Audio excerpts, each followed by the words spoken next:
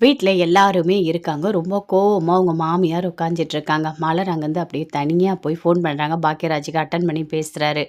"என்னங்க, இங்க ஒரு பெரிய விஷயம் நடக்குதுங்க. என்ன பண்றதுன்னே எனக்கு தெரியல" அப்படின்னு மலர் சொல்றாங்க. "என்ன மலர்? எதுவா இருந்தாலும் என்கிட்ட சொல்லு" அப்படின்னு பாக்கியராஜ் கேட்குறாரு. "இல்ல, மதி இருக்கால்ல, ஏதோ ஒரு டம்ளர எடுக்கலன்னு சொல்லிட்டு உங்க அம்மா ரொம்ப கத்துறாங்க. ஒரு மாதிரி நெஞ்செல்லாம் வலிக்குது" அப்படின்னு சொல்லிட்டு இருக்காங்க. ரொம்ப பிரச்சனை பண்ணிட்டு இருக்காங்க. அது மட்டும் இல்ல, சுரேஷ ஃபோன் பண்ணி வேலைய விட்டு உடனே வான்னு சொல்லியிருக்காங்க. சுரேஷ் வேற இன்னும் வரல. வந்த உடனே என்ன நடக்குமோ எனக்கு தெரியல அப்படின்னு சொல்லிட்டு மலர் நடந்த எல்லாத்தையுமே பாக்கியராஜ் கிட்ட சொல்றாங்க. பாக்கியராஜ், "சரி இரு, நானும் வரேன்" அப்படின்னு சொல்லிட்டு ஃபோனை கட் பண்றாரு. எதுக்காக தான் இவங்க இப்படி பண்ணிட்டு இருக்காங்களோ தெரியல. ஆனா நெஞ்சு வலிக்குதுன்னு எப்படி நடிக்கிறாங்க பாரு அப்படின்னு மதி அப்படியே யோசிச்சுட்டு நின்னுட்டு இருக்காங்க. ஐய்யயோ! என்னங்க என்னங்க இது, இந்த மாதிரி பொண்ணெல்லாம் நான் பார்த்ததே இல்லங்க அப்படின்னு சொல்லிட்டு அவங்க மாமியார் சொல்லிட்டு இருக்காங்க. அவங்க வீட்டுக்காரர் அப்படியே கேட்டுட்டு இருக்காரு. அங்கருந்து வராரு சுரேஷு. வந்த உடனே கேட்குறாரு, "என்னம்மா பிரச்சனை?" "ஐயோ! சுரேஷு சுரேஷு, நெஞ்சு வலி தாங்க முடியலடா, வலிக்குதுடா, குத்துதுடா எனக்கு" அப்படின்னு சொல்றாங்க.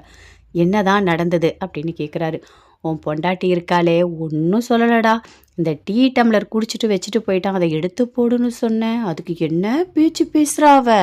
அவ சொல்றா, நான் உன்னை ஒழுங்கா வளர்க்கலையாம். புள்ள வளர்க்க தெரியலையாம் எனக்கு" அப்படின்னு சொல்றா. "என்னால தாங்கிக்கவே முடியலடா. அவ ரொம்ப கஷ்டப்படுத்துறாடா என்ன. அப்பப்பப்பா! ஏதாவது ஒண்ணு கேட்டா பதிலுக்கு பதில், பதிலுக்கு பதில் பேசிக்கிட்டே இருக்காடா அவ. ஆனா ஒரு வேலையும் ஆகலடா" அப்படின்னு அவங்க அம்மா சொல்றாங்க. "நீ எதுக்காக அம்மாவ எகுத்து எகுத்து பேசிட்டு இருக்க?" அப்படின்னு சுரேஷ் கேட்குறாரு. "இங்க பாருங்க, நான்லாம் எகுத்து ஒண்ணும் பேசல. அவங்க டீ டம்ளர் எடுக்க சொன்னாங்க. நான் எதுக்காக எடுக்கணும்னு கேட்டேன். "என் புருஷன் வச்சா நீ எடுக்க மாட்டியா?" அப்படின்னு கேட்குறாரு சுரேஷ். "நீங்க வேணும்னு சொல்லிட்டு இத வச்சுட்டு போவீங்க. ரூம்ல துணிய கழட்டி போடுவீங்க. எல்லாம் ஒழுங்கா சொல்லிக் குடுத்து வளர்த்துருந்தா, நீங்க எதுக்கு இதெல்லாம் பண்ணிட்டு இருக்கீங்க?" அப்படின்னு கேட்குறாங்க மதி. "உனக்கு ரொம்ப தான் வாய்" அப்படின்னு சொல்லிட்டு சுரேஷ் சொல்லிட்டு இருக்காரு. "டேய்! இவ கூடலாம் என்னால இருக்க முடியாதுடா. ஐய்யய்யோ! என்ன சாகடிச்சுருவாடா இவ" அப்படின்னு பேசிட்டே இருக்காங்க. அதுக்குள்ள பாக்கியராஜும் வராரு. "அம்மா, உனக்கு ஒண்ணும் இல்லல்ல?" அப்படின்னு கேட்குறாரு. "ஐயோ! பாக்கியராஜு, இங்க என்ன நடக்குதுன்னு பாருடா. முடியலடா. எனக்கு ரொம்ப அப்படியே நெஞ்சு வலியே வருதுடா. தாங்க முடியலடான்னு" சொல்றாங்க. எல்லாருமே அப்படியே இருக்காங்க. "ஃபோன போடுங்க. என்னங்க, நீங்க ஃபோன போடுங்க. அந்த பொண்ணு வீட்டுக்கு ஃபோன போடுங்க. அந்த மதி வீட்டுக்கு அவங்க அம்மாவையும், அப்பாவையும் 4 கேள்வி கேட்டு வர சொல்லுங்க இங்க. இல்லன்னா என்னால முடியாது" அப்படின்னு சொல்றாங்க. "இரு இரு, நான் ஃபோன் பண்றேன்." "எதுக்கு நீங்க எங்க அம்மாக்கும், அப்பாக்கும் ஃபோன் பண்றீங்க? நான் தானே உங்களுக்கு பிரச்சனை. நான் தான் இங்க இருக்கேன்ல. என்கிட்ட பேசுங்க. எதுக்காக எங்க அம்மாவையும், அப்பாவையும் வர சொல்றீங்க?" அப்படின்னு மதி கேட்குறாங்க. "உன்கிட்டலாம் யார் பேசுவா? உன்கிட்டலாம் என்னால பேச முடியாதும்மா. என் உடம்புல தெம்பு கிடையாது. என்னங்க, அவங்க அம்மாக்கும், அப்பாக்கும் ஃபோன போட்டு முதல்ல வர சொல்லுங்க" அப்படின்னு சொல்றாங்க. ஃபோன் பண்றாங்க. சொல்லுங்க சம்மந்தி, எப்படி இருக்கீங்க? நல்லா இருக்கீங்களா?" அப்படின்னு சொல்லிட்டு கேட்குறாரு மதியோட அப்பா. "உங்க பொண்ண இங்க கல்யாணம் பண்ணி குடுத்துட்டு, நாங்க எப்படி சந்தோஷமா இருக்க முடியும்? பொண்ணையா பெத்து வச்சிருக்கீங்க?" ஐய்யய்யோ! எம்மா எம்மா, வாயா அது? சுத்தமா பேச முடியல. ஒரு சின்ன சின்ன விஷயத்துக்கு கூட கத்தி கத்தி ஏதாவது ஒரு சண்டை போட்டுக்கிட்டே இருக்க. அந்த வீட்ல எப்ப கல்யாணம் பண்ணிட்டு வந்தாலும் அன்னையிலேருந்து நிம்மதின்றதே இல்லாம போயிடுச்சு அப்படின்னு உங்க அப்பா சொல்றாரு. ம். "இங்க வாங்க, எதுவா இருந்தாலும் இங்க வாங்க" அப்படின்னு சொல்லிட்டு கூப்பிடுறாங்க. "அப்படியா?" அப்படின்னு பேசிட்டே இருக்காங்க. அதுக்குள்ள அவங்க அம்மா வாங்கி பேசுறாங்க. "ஐய்யய்யோ! இந்த மாதிரி பொண்ணெல்லாம் நாங்க பார்த்ததில்லம்மா. எதுக்கு எடுத்தாலும் சண்டை, சண்டை, சண்டை. ஏருக்கு மாறா பேசிட்டே இருக்கா. ஏன் நீங்க இதெல்லாம் சொல்லிக் குடுத்து வளர்க்கலையா? பெரியவங்கள மதிச்சு பேசணும்னு சொல்லிட்டு" அப்படின்னு கேட்குறாங்க. "எங்க அம்மாவ எதுக்காக நீங்க இப்படி பேசிட்டு இருக்கீங்கன்னு" மதி கேட்குறாங்க. "ம்மா, நான் உன்கிட்ட பேசல" அப்படின்னு சொல்றாங்க. "இங்க பாரும்மா, என்னால முடியல. இந்த பொண்ணுகிட்ட மல்லு கட்ட என்னால முடியல. நீங்க இங்க வாங்க" அப்படின்னு சொல்லிட்டு ஃபோன கட் பண்றாங்க. என்னங்க இது? மதி எதுக்காக இப்படி பேசிட்டு இருக்கா? எவ்வளவோ அமைதியா பேசு, அடங்கி போன்னு சொல்லியாச்சு. அவ ஏங்க இப்படி இருக்கா? ஏதாவது ஒரு பிரச்சனை பண்ணிட்டே இருக்கா அப்படின்னு அவங்க அம்மா சொல்றாங்க. "சரி விடு. நம்ம போய் எதுவா இருந்தாலும் அங்க பார்த்துக்கலாம், சரியா? நீயாவே ஏதாவது ஒண்ணு பேசிட்டு இருக்காத" அப்படின்னு சொல்லிட்டு அவங்க அம்மா, அப்பா 2 பேருமே கிளம்பி இங்க வராங்க. அப்ப சுரேஷ் கேட்குறாரு. "ஆமா, நீ எங்க அம்மா, அப்பா 2 பேரும் நிம்மதியாவே இருக்க விட மாட்டியா? உனக்கு ஒண்ணு தெரியுமா? எனக்கு அங்க வேலை இருக்கு. அதெல்லாம் விட்டுட்டு நான் இங்க வந்திருக்கேன். எதுக்காக நீ இப்படி பண்ணிட்டு இருக்க? சின்ன சின்ன விஷயத்துக்காக போட்டு டார்ச்சர் பண்ணிட்டு இருக்க" அப்படின்னு கேட்குறாரு. "நான்லாம் அதெல்லாம் எதுவுமே பண்ணல" அப்படின்னு சொல்லிட்டு இருக்காங்க மதி. "சுரேஷ விடு சுரேஷ." "என்ன விடு மலர்? என்ன விடுன்னு சொல்ற? நீ போ. நீ போய் உன் வேலைய பாரு. இவளுக்கு இன்னைக்கு ஒரு முடிவு கட்டாம விடவே கூடாது. இவ எவ்ளோ என்ன கேட்டா தெரியுமா? புள்ளைய என்னால வளர்க்க தெரியலையாம் ஒழுங்கா பெத்து. நான் வந்துட்டு எதுக்கு புள்ள பெத்துக்கணும்னு கேட்குறா. இங்க பாருங்க, நான் அப்படிலாம்மா பேசினேன் அப்படின்னு மதி கேட்குறாங்க. "நான் என்ன பேசணும்னோ அத மட்டும் சொல்லுங்க. எக்ஸ்ட்ரா நீங்களே நெறைய பேசிட்டு இருக்கீங்க" அப்படின்னு மதி சொல்றாங்க.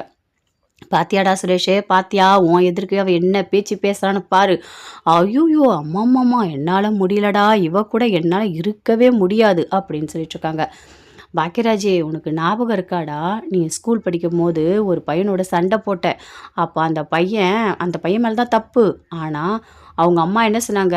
உன்னை சரியா வளர்க்கல. உன் புள்ளைய நீ சரியா வளர்க்கலன்னு என்னை பார்த்து கேள்வி கேட்டாங்க." "ஆமாம்மா, எனக்கு ஞாபகம் இருக்கு." அப்படின்னு பாக்கியராஜ் சொல்றாரு. "அப்பயே நான் 2 நாள் சாப்பிடலடா. 2 நாள் பட்னியோட இருந்தேன். அதே வார்த்தைய கேட்கறாடா இவ." அப்படின்னு சொல்றாங்க. அப்படியே கோவமா வருது. பயங்கரமா கோவம் வருது மலருக்கு. எதுக்காக தான் இப்படி நடிக்கிறாங்களோ தெரியல. ஏதோ ஒரு வழியில மதிய வீட்ட விட்டு அனுப்பணும்னு பிளான் போட்டுட்டாங்க. அதனால தான் இவங்க இதெல்லாம் பண்ணிட்டுருக்காங்க அப்படின்னு சொல்லிட்டு மலருக்கு பயங்கரமா கோவம் வருது. "சரி விடுமா, இது சின்ன பிரச்சனை தானே." அப்படின்னு பாக்கியராஜ் சொல்றாரு. "என்னடா பேசிட்டு இருக்க? சின்ன பிரச்சனையா? ஐயோ! எனக்கு நெஞ்சு வலியே வந்துடுச்சுடா. நான் எவ்வளோ நாள் உயிரோட இருப்பேனே தெரியலடா. இவ பேசுற பேச்சுக்கு நான் சீக்கிரமா போய் சேர்ந்துருவேன் போல இருக்கே." அப்படின்னு சொல்றாங்க. "அம்மா, நீ ஏம்மா பெரிய வார்த்தைலாம் பேசிட்டு இருக்க?" அப்படின்னு பாக்கியராஜ் சொல்றாரு. "ஆமாடா, அப்படிதான்டா இவ பேச வைக்கிறா. என்னால முடியலடா. அவங்க அம்மா, அப்பா வரட்டும். இதுக்கு ஒரு முடிவு கட்டி தான் ஆகணும்." அவங்க அம்மா, அப்பா 2 பேருமே வீட்டுக்கு வராங்க. வந்த உடனே, "என்னம்மா, என்ன மதி, என்ன பண்ணிட்டு இருக்க நீ? இங்க வாழ தானே வந்திருக்க. எதுக்காக நீ இப்படிலாம் பண்ணிட்டு இருக்க? கொஞ்சம் அட்ஜஸ்ட் பண்ணி போக மாட்டியா?" அப்படின்னு அவங்க அம்மா கேட்குறாங்க. "அம்மா, என் மேல எந்த தப்பும் இல்லம்மா." அப்படின்னு மதி சொல்றாங்க. "அவ அப்படிதான் பேசுவா. அவ அப்படிதான் பேசுவா. என்ன கேட்கறா. நீ உனக்கு புள்ள வளர்க்க தெரியல. புள்ள எதுக்கு பெத்துக்குனன்னு கேட்கறா. இதெல்லாம் தப்பு தானே." "ஐயோ! அவங்க பொய் சொல்றாங்கம்மா. நான் அப்படிலாம் கேட்கல. புள்ளைய உங்களுக்கு ஒழுங்கா வளர்க்க தெரியலன்னு தான் சொன்னேன்." "எல்லாம் ஒண்ணு தானே. இதுவா இருந்தா என்ன, அதுவா இருந்தா என்ன? பேசின பேச்செல்லாம் ஒண்ணு தானே." அப்படின்னு அவங்க அம்மா சொல்றாங்க. "நான் என் பொண்ணுகிட்ட சொல்லிட்டு போறேங்க. அவ இனிமே அந்த மாரிலாம் நடந்துக்க மாட்டா." அப்படின்னு மதியோட அம்மா சொல்றாங்க. "ஐய்யய்யோ! அந்த மாரிலாம் நீங்க பேசாதீங்க. மன்னிப்பு கேட்க சொல்லுங்க." அப்படின்னு சொல்றாங்க. "ஏய், போய் மன்னிப்பு கேளு போ. அம்மாகிட்ட போய் மன்னிப்பு கேளு." அப்படின்னு சுரேஷ் கேட்குறாரு. "நான் எதுக்காக மன்னிப்பு கேட்கணும்? நான்லாம் எந்த தப்பும் பண்ணல. என்னால்லாம் போய் மன்னிப்பெல்லாம் கேட்க முடியாது." அப்படின்னு சொல்றாங்க. "பாத்தியாடா, எவ்ளோ திமிரு பாரு அவளுக்கு." அப்படின்னு சொல்றாங்க. "சரி, இனிமே நீ இங்க இருக்க வேண்டாம். ஏன்னா நீ எங்க அம்மாவ மரியாதை இல்லாம பேசுற. மன்னிப்பும் கேட்க மாட்டேன். இனிமே இந்த வீட்ல உனக்கு இடம் இல்ல." அப்படின்னு சுரேஷ் சொல்றாரு. அதுக்குள்ள மலர் சொல்றாங்க. "ஐயோ! சுரேஷ், என்ன பேசிட்டு இருக்க? நீ ஒரு சின்ன விஷயம் தானே. இது எதுக்கு பெருசாக்கிட்டு இருக்க?" அப்படின்னு கேட்குறாங்க. "மலரே, நீ பேசாத." அப்படின்னு அவங்க மாமியார் சொல்றாங்க.